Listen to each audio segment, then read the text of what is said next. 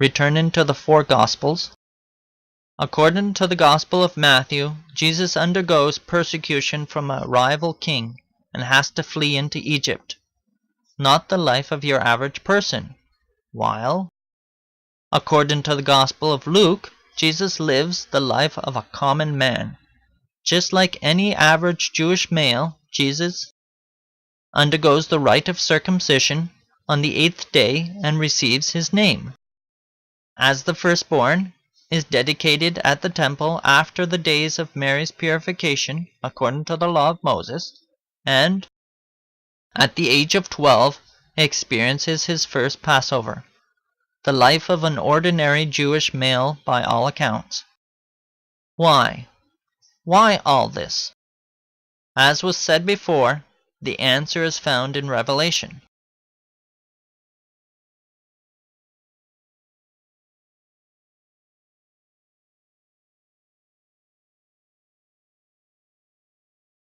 And the first beast was like a lion, and the second beast like a calf, and the third beast had a face as a man, and the fourth beast was like a flying eagle. Revelation 4:7. The Gospels then are Matthew's, the lion; Mark's, the calf; Luke's, the man; and John's, the eagle. The lion being king, the calf being servant sacrifice, the man being man, and the eagle being God. The four aspects of Christ: king, servant sacrifice, man, and God. Recall the connection of these four creatures to the sanctuary. The four standards of the camp of Israel in the wilderness wanderings.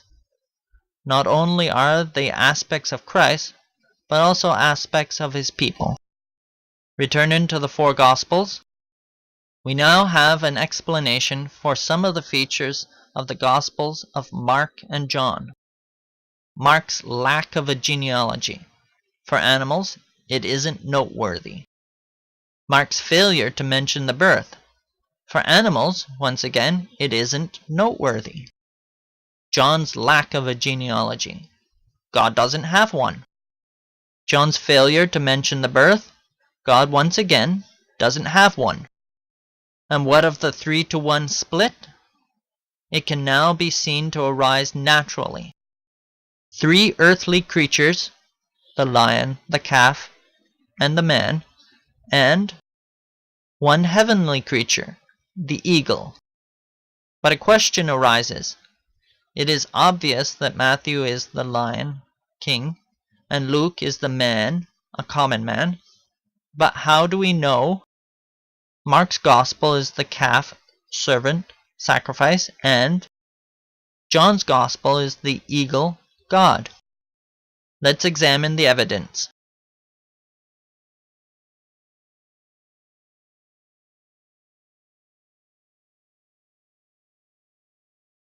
In the beginning was the Word, and the Word was with God, and the Word was God. The same was in the beginning with God.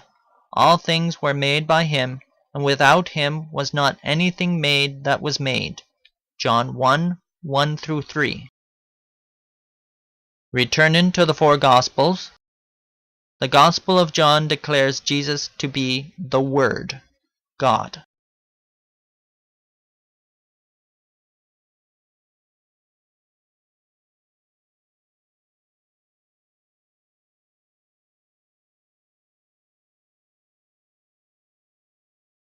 Then said the Jews unto him, Thou art not yet 50 years old, and hast thou seen Abraham?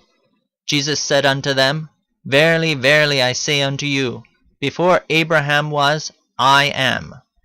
Then took they up stones to cast at him. But Jesus hid himself, and went out of the temple, going through the midst of them, and so passed by. John 8:57-59. So Jesus calls himself, I am.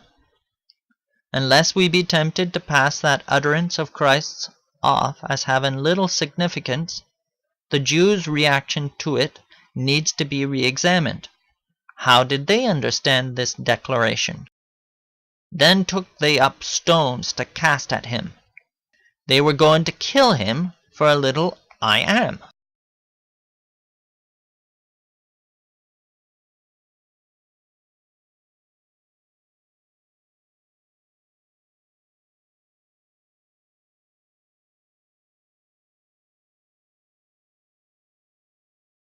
And God said unto Moses, I am that I am. And he said, Thus shalt thou say unto the children of Israel, I am hath sent me unto you. Exodus 3:14. So with that little I am, Jesus declared himself to be the God of Abraham, the God of Isaac, and the God of Jacob, the God of the Israelites, the God of the Jewish nation. No wonder they wanted to stone him. Returning to the four Gospels, the Gospel of John declares Jesus to be the I am, Yahweh, God. The Gospel of John therefore definitely declares itself to be the Eagle God Gospel, the Gospel which most directly declares Jesus to be God. To get a feel for the Gospel of Mark, we will now look at its content in terms of parables and miracles in comparison to that of the other two synoptic Gospels, Matthew and Luke. First, the parables. Matthew's Gospel contains 24 out of the 44 parables recorded by the Gospel writers, or 55%.